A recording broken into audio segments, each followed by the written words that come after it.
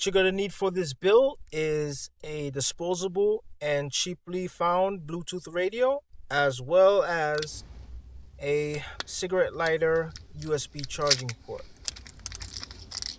So you want to just pick up a good, decent quality USB port or jack or power supply. This way you filter out any noise that's going to be introduced into the Bluetooth radio from the engine. Because everything is going to sound nice and dandy when the engine is off. But once you turn that engine on, you're going to get all that noise going into the system unless you get a good filter. So as you can see, that's the Bluetooth board right there. It's nice and small. It can be tucked anywhere. And the nice thing is the battery is going to help filter out even more noise. So I'm just re-tinning the pads. This way we can get even solder flow when I reapply new solder plus the wires to the contacts. The Brillo pad is going to help remove the debris from the board as well as the solder tip. And no, it's not for smoking crack. So I'm inserting my assigned wire, which is negative, yellow with the black stripe on it. And I'm just dabbing on a little bit of solder. Not too much, not too little. Just enough to make a good connection. And I'm doing the other side, which is yellow with the red stripe on it. And that's my positive input of the system. Now I'm moving on to my output, and I'm just tinning the tip just to get it ready. Again, you don't want to apply too much heat to the contacts. You just want to have enough heat at a good duration. So I'm just going to merge the two connections together with the solder iron. It's imperative that you keep the tip clean at all times to get a good, nice carbon-free connection. So I got the positive rail done. And now I'm just tinning the input. I removed the USB connector because that was the cause of it failing initially when it was attached to the radio. So I'm just hardwiring the wires directly to the board. Yeah. And this is the auxiliary input of the vehicle. So I'm not going to do any modifications. I'm just going to solder the wires directly onto the USB connector. So I'm just going to get the ohm meter, and we're just going to find the common ground of the output so we can match that to the common ground of the input on the radio. Checking for continuity. Everything checks out. So now I'm just going to go behind the board and just find the appropriate trace. Just make sure I have the right polarity, because I don't want the signal to be inverse, because with these factory radios, when the speaker plays inwards inside the door, you kind of get a horrible sound. So I want the speakers to play outward into the cab.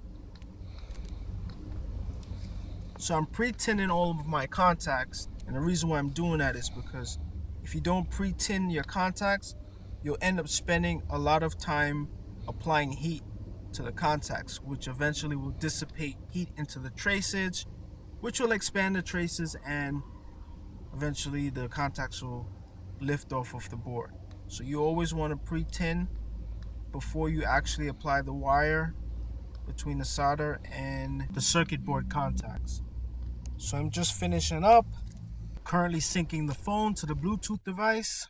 Now we're in the glove box, and as you can see, I have the USB jack with the USB stick, and we have the auxiliary wire ran down, which we're going to plug into the Bluetooth module so everything works seamlessly. And that right there is the original auxiliary jack from the unit, and I just soldered a few leads onto that stick and have it ran directly into the output of the Bluetooth module. And that's just a little bit of velcro I'm going to use to stick it onto the side of the panel. That's the input right there. I was thinking of removing the jack, but I decided just to keep the jack and plug it in. So I added some velcro to the power supply, and we're pretty much done. I'm just going to slap that on the side, and let's listen to some music.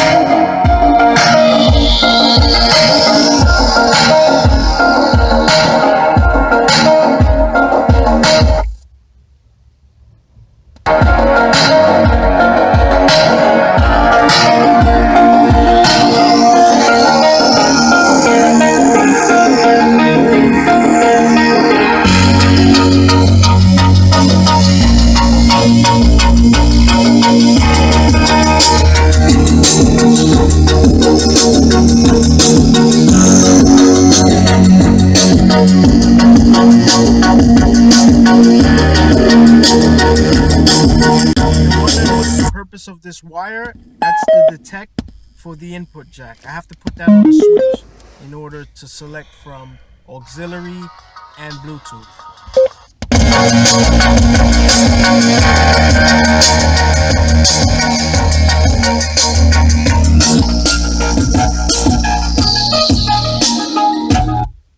In the end, I'm going to connect that wire to a ground via a momentary switch, and I'm going to tuck that into the glove box. This way the customer will be able to switch between auxiliary and Bluetooth.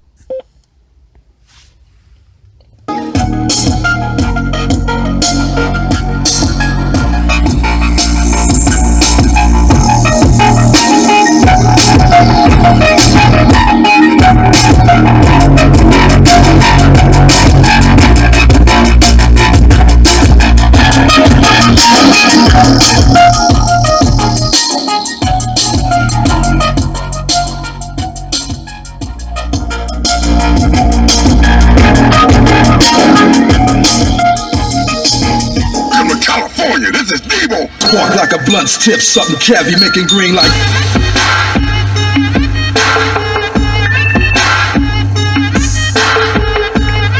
It's a little quick shout out to Tyrese, his new album, Black Rose. I just heard it. I literally just heard it. I heard the whole thing in my trailer, and I've got to say, in all honesty, it's the biggest piece of that I have ever heard. Everyone's laughing, by the way, but it's true because everybody's heard it too. Everyone heard it, right? A little close up of the input factory.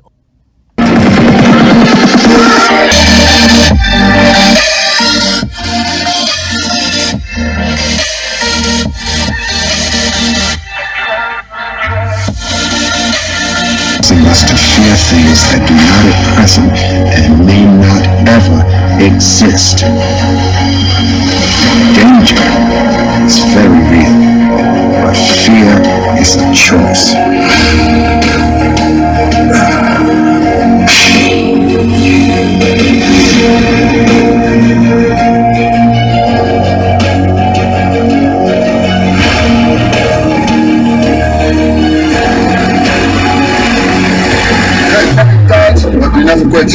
Jim Gillis.